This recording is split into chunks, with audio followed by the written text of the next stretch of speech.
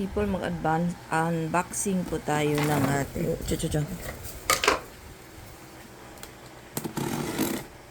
Tayo ano? na pwede nang gamitin.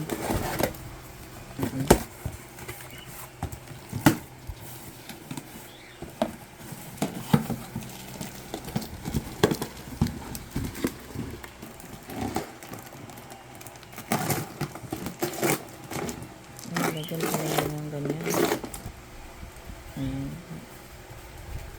Ay, ano na? Di ba? Ito talaga yung hinahanting ko. Ito kinala mo sa kanya?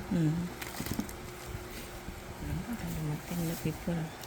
Ay, lima ang mata. Ito sa atin to. Di mo, apat na bibig sa mata. Unboxing natin dito sa ano.